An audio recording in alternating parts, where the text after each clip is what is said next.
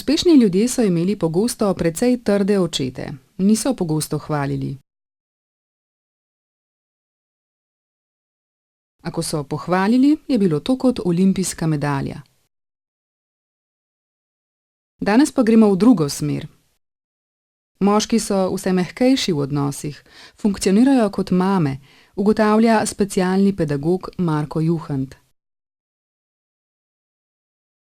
V tokratni oddaji Vzgoja otrok nam ne gre od rok, bomo govorili o očetovski vlogi in vzgoji otrok v enostarševskih družinah. Strokovnjak s področja vedenjskih motenj in osebnosti zagovarja tako imenovano dvotirno vzgojo. Kdaj se oče vključi v vzgojo? Takrat, ko se pripravlja soba oziroma posteljica za novorojenčka. Takrat se ga vključi. Ves čas je zraven. Zakaj? Zato, ker je tudi skrb za potomstvo, to je tudi moška vloga, ne? Res je, da je v prvem obdobju veliko nege, vendar mora tudi to obvladati.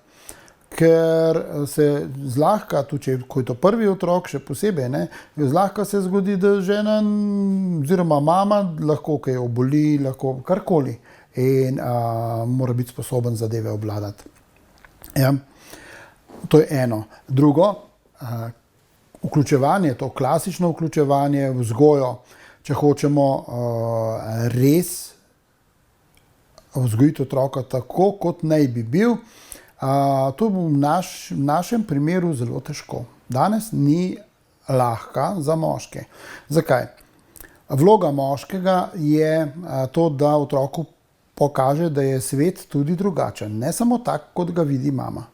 Ampak to pomeni dvotirno vzgojo.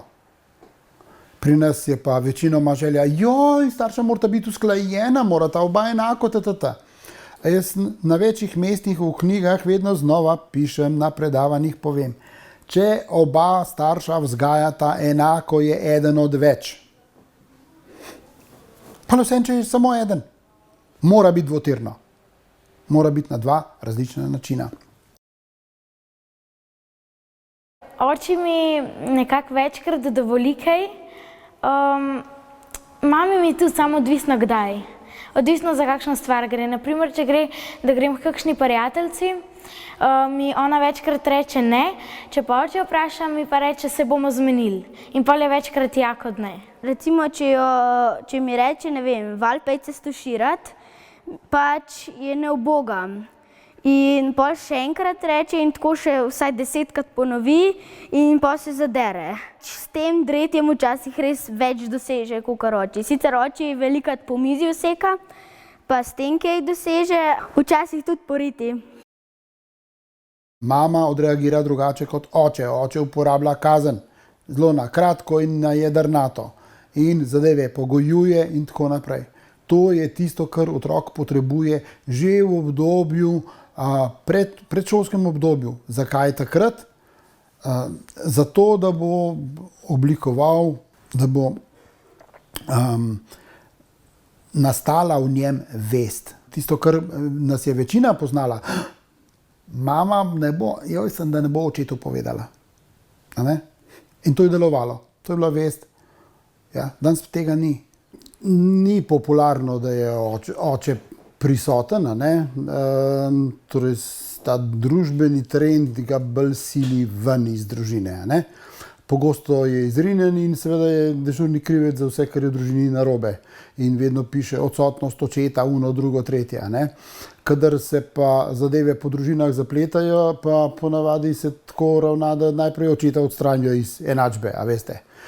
In pol imaš otroka in mamo, ki sta pa sama, če gre za fanta, še prav posebej je to toliko bolj zahtevna zadeva za vzgojo. Po zadnjih podatkih Statističnega urada enostarševske družine predstavljajo četrtino vseh družin v Sloveniji. Velika večina, 80% enostarševskih družin, so mame z otroki. Zakaj rabijo očete? Zato, ker očetje funkcionirajo drugače kot mame. Pri pri mami je fant lahko poskusil malo z dolgim jezikom, a ne? Oče ga je ustavil sunkovito, prvi hip, a ne? Tu ni bilo dileme. Gre za to, ali imaš pogovor ali imaš pregovarjanje, a ne? Z mamo se to pogosto spremeni v pregovarjanje. Če očeta ni, in kaj pol mame naredijo, če očeta ni, potem pač fantu dajo nekako pozicijo partnerja. Postajajo vse pomembnejši in tudi začne odločati. Zdaj si pa zamislite, da 10-letnik odloča, kakšen avto bo kupila mama, katere barve bo, katere firme, koliko konjskih sil mora imeti in tako naprej. To se dogaja, veste. Zelo pogosto rečejo, ja, moški pa pol samo za strah. Ne.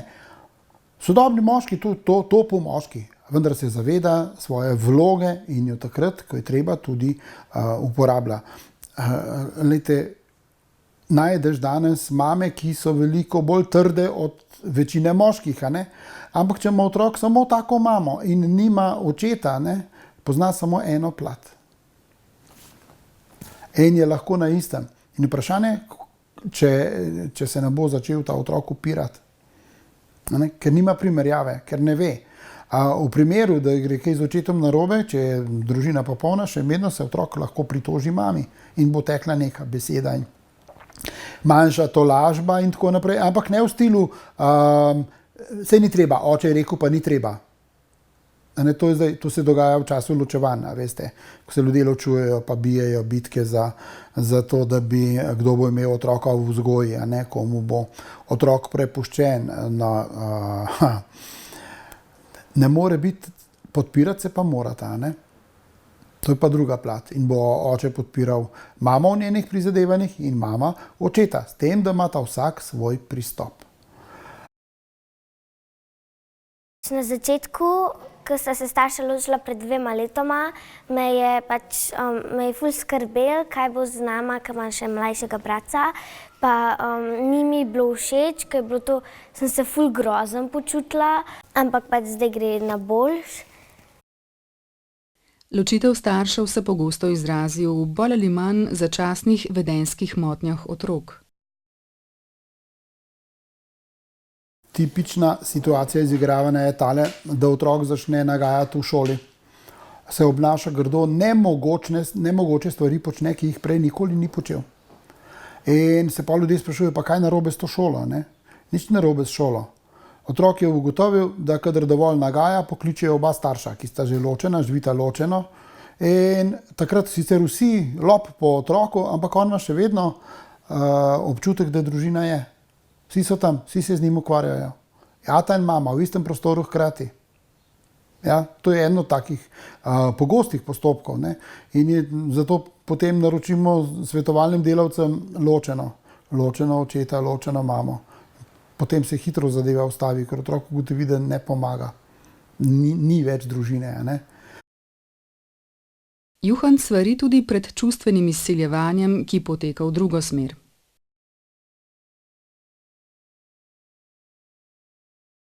Otroci so v veliki stiski tudi, kadar gre za majhne napake pri tem starševskem ravnanju.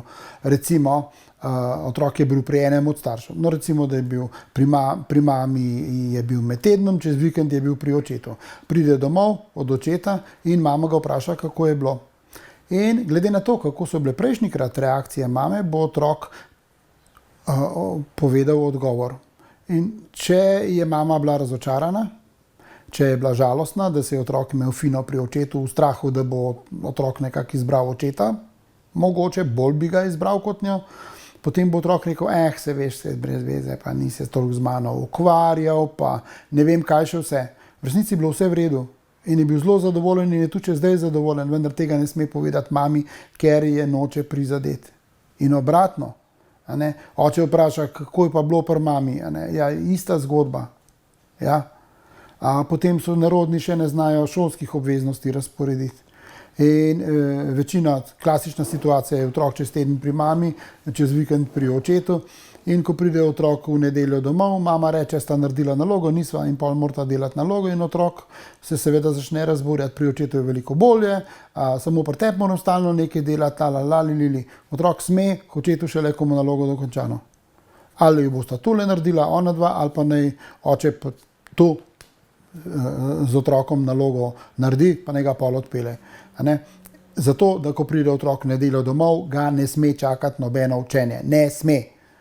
Ker drugače ima občutek, da tu, ker je ves čas doma, tu, ker je pri tem staršu, kjer je večino časa, ima občutek, da je slabše. Ves čas ima občutek, da je slabše.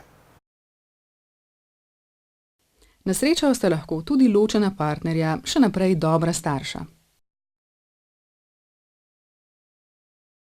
Če želita biti dobra starša, če želita oba upravljati dobro svojo funkcijo, tako ali tako ni problema, ker sta že ugotovila, da nista dobra partnerja, starša bosta pa do konca življenja in to dobro upravljata. In tudi ni problem se dogovarjati v zvezi s tem otrokom, veste. Poznam zgodbe, ki so neverjetno pozitivne, Partnerske stvari sta dejansko dala na stran, ker veste, da tam bo, čim bosta začela, bo vse na glavo in se ukvarjata samo s tem skupnim otrokom, ki ga imata. Takrat, ko sta skupaj, se ukvarjata s tem skupnim otrokom. To pomeni, da otrok ne priteče iz stanovanja ven, mama pa z balkona gleda dol, a ga je ata res prišel obiskat ali ne. Ampak pride mama z otrokom, se pogovarjata normalno z očetom, uno, drugo, tretje. Ja, gre, funkcionira. Do tega pride. To je kar neko obdobje in je otrok zelo zadovoljen, da lahko normalno funkcionira. Da se od mame poslovi z objemom, poljubom, če to želi, in da ko se od očeta enako prisrčno poslavlja in vidi, da drugi starš ni prizadet. Ampak da je vesel, da je temu tako. Ko to otroci bojo rekli, a pa vidva ne bi skupaj, sej poskušajo, se bodo včasih vprašali. Starši bodo povedali, kot starša, zdaj nama uspeva, sva kot starša v redu. A se spomniš, ko smo še skupaj živeli, kako je bilo? A sva bila tako v redu starša? Ja, ne, zato pa ne bo šlo. Kot mož in žena, kot partnerja, ne morva, nama ne deluje. Tole pa deluje zdajle. In zdajle smo vsi srečni, ti mogoče malo manj, ker nismo skupaj, ampak imaš očeta, ki je zelo v redu, imaš mene, ki sem zelo v redu, ali pa imaš mamo, ki je zelo v redu, stvari tečejo, zdajle ta hip nam gre dobro. Če bo takole naprej, bomo še daleč prišli. Kako ravnati, ko v družino pride nov partner, otroci pa ga zavračajo, sprašuje obupana Eva.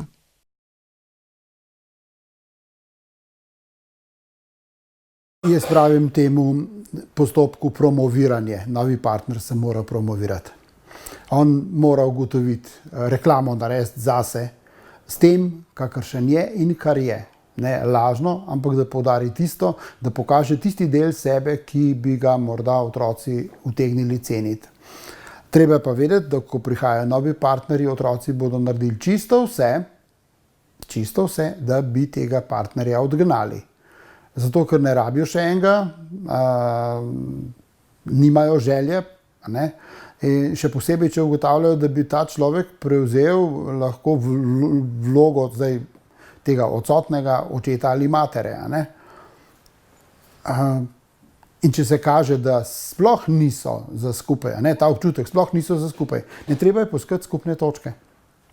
In to je stvar tega starša, ki ima otroke, da poišče, kje so skupne točke. In da tudi, ko se zadeva začne, ko začnejo bivati skupaj, mora dati novemu partnerju vsa pooblastila. V tem stilu, ja, ker otroci hitro rečejo, nič ne bom naredil, ti nisi moj oče. In takrat mora mama poseči vmes in njena izjava mora biti, ja, prav imaš, in nikoli ne bo tvoj oče. Ampak glede na to, da očeta ni tukaj, opravlja funkcijo očeta, zato ga poslušaš, kot da bi bil tvoj oče. Tole mora biti popolnoma jasno. Če to ni jasno, razdeljeno, potem so zadeve pripravljene v tisto smer, da bo partnerstvo razpadlo. To so hude preizkušnje. Veste, to službo je težko dobiti, hočem reči, sprejemni postopek je zahteven. Vendar, ko si enkrat noter, si noter. Pol se začnejo pa običajne težave. Ne? Prej te najstniki odklanjajo, pol te pa testirajo tako kot vsi najstniki svoje starše. In te zgodbe, ker nekateri rečejo, pa ni konec, zdaj se bo nehalo. Ko odraste.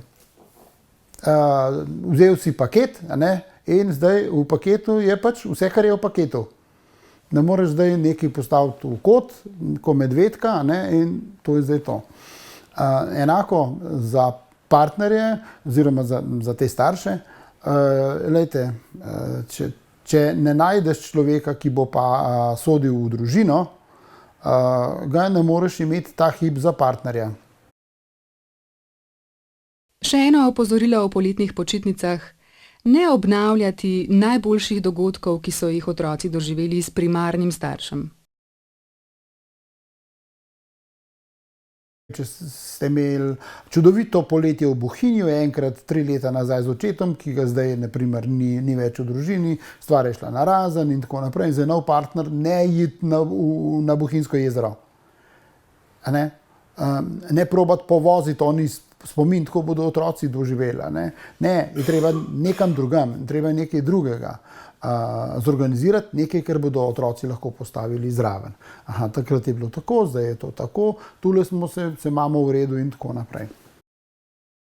Rojstva in smrti so stalnica naših življenj, ne poznajo počitnic. Mamico Tino skrbi, kako naj svoje otroke sooči z boleznijo babice.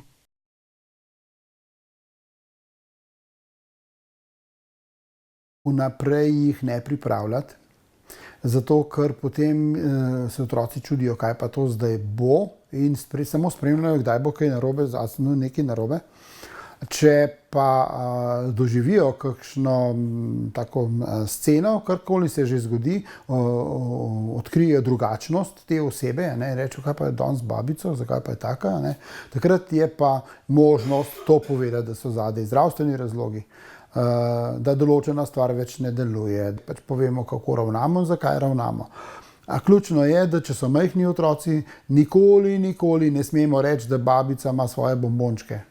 Da tablete, ki so pogosto v barvah, zato da se ve, katere in kaj, da ne rečemo, to so bombončki, ker jih bo otrok v prvi priliki bo enega pograbil in ga vzel.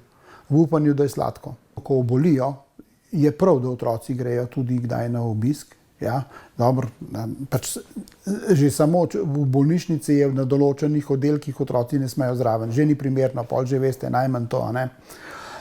Drugo je, če so doma, je treba kar organizirati te zadeve, da otroci še pridejo na obisk, da vidijo, in potem otroci tudi sami slišijo nas, ko rečemo, joj, danes je bila pa slaba, ali pa dedek je danes je bil pa slab. Kaj pa bo? A bo umrl? Ja, enkrat bo. Kako pa to bo? Takrat si zelo lahko pomagamo na tak način. Otroci, posebej manjši, rabijo več primerov, ki se jih lahko oprimejo čisto fizično, oziroma morajo občutiti zadeve, ne teoretično. In kaj naredim? Otroka si naslonim na prsi in rečem, a slišiš? In sliši, ja, kaj slišiš? Ja, srce, kako dela, tak. In ja, lej, detku, babici zdaj enkrat bo nehal, ker je slabo, ne dela. In kaj pa pol? Ja, pol zgleda tako, kot bi zaspal, pa se bo zbudil, ne bo se. In pol so vprašanja, kam bo šel. Zdaj, odvisno od naše življenjske filozofije. Ali verjamemo v nebesa, ali verjamemo v reinkarnacijo, ali verjamemo v to, da se življenje enkrat začne in se enkrat konča, in da je to logični del, ja? In da otroke pomirimo, vidiš, kako so stari, vidiš, kdaj bomo mi ostali, ko bomo tako stari. A ti boš tudi umrla? Ja, tudi. Ko bom zelo stara, ko boš ti že imel svoje otroke, ko bo, to potrebujejo, zato da se prvič soočijo s smrtjo. Sam pogreb za otroka, jaz mislim, da ni tako nujen kot tisti drugi, ko hodimo odrasli z otroki, ko gremo na grob, in takrat so pa tisti ta pravi pogovori.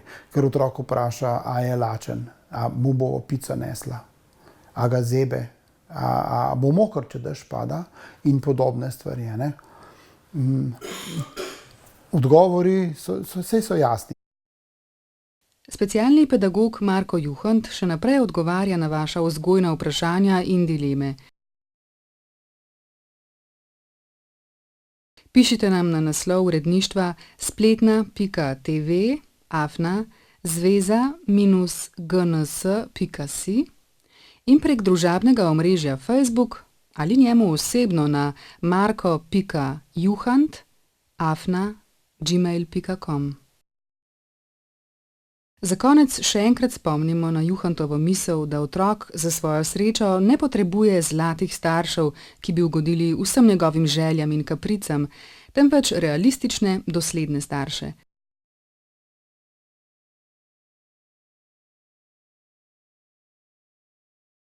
Mamo in očeta, ki si z zdravo mero egoizma privoščita tudi čas zase in za partnerski odnos.